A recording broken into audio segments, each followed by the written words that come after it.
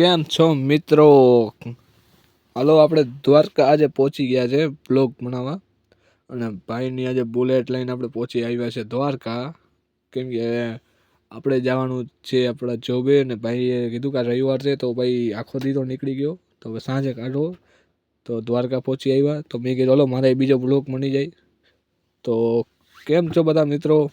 આ તો પહેલાં તો ચેનલમાં નવા હોય તો પહેલાં સબસ્ક્રાઈબ કરતા આવો, અને ઓલી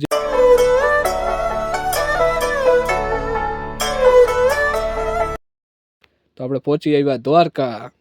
તો ભાઈને કીધું પહેલાં આપણે પહોંચી આવ્યા દ્વારકા. આ મેન ગેટ છે, હાથી ગેટ, બધા જાણો જ છો.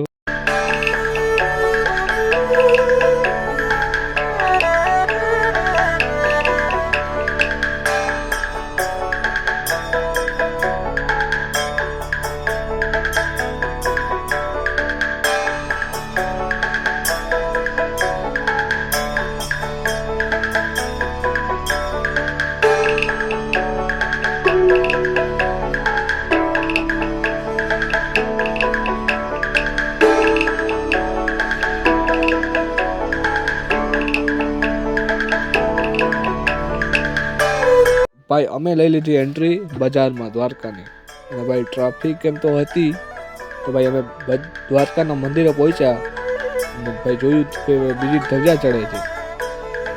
ફટાફટ મેં કીધું ભાઈ આપણે ગાડી પાર્કિંગ કરીએ ને આપણે જઈએ ફટાફટ અંદર દર્શન કરતા આવીએ.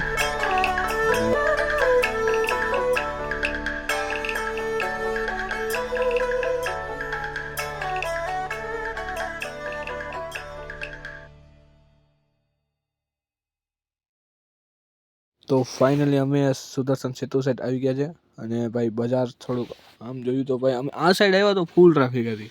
અમને લાગ્યું ઓછી હશે, પણ આ ટ્રાફિક મતલબ બહુ વધારે હતી. અને આપણે આવી ગયા, હજી ધ્વજા બીજી ચડે છે. તો મેં કીધું કે આપણે ધ્વજાનો આપણે અહીંયાથી જોઈ લઈએ નજારો, કેમ કે અંદર જાશું ને ધ્વજા ચડશે ને પછી એવું નહીં થશે. તો મેં કીધું અહીંયાથી જોઈ લઉં ને ધ્વજા. તો ભાઈ કીધું વાંધો નહીં, આપણે અહીંયાથી જોઈ લઈએ.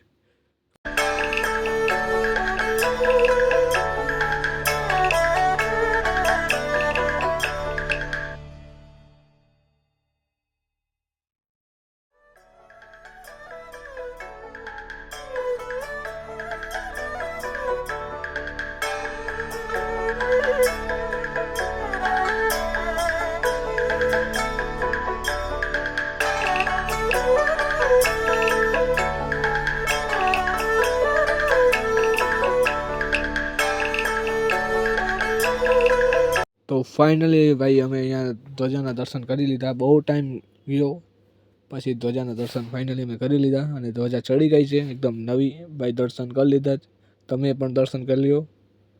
અને ભાઈ તમે સાવ મતલબ ક્યાંથી વ્લોગ જોવો છો. તો ફાઇનલી અમે દર્શન કરી લીધા જ મંદિરના અંદર, અને મંદિરની અંદર વ્લોગ બનાવવાની મતલબ સમજી શકો છો કે ઇલેક્ટ્રિક વસ્તુ કંઈ લઈ જવાની મનાઈ છે. તો ફોન વગેરે અમે જે હતું એ બધું બહાર જમા કર્યું, અને પછી અમે ગયા દર્શન કરીને પાછા આવ્યા. અને અમે ગોમતી ઘાટે આવી ગયા પાછળ. શું નજારો છે ગોમતી ઘાટનો!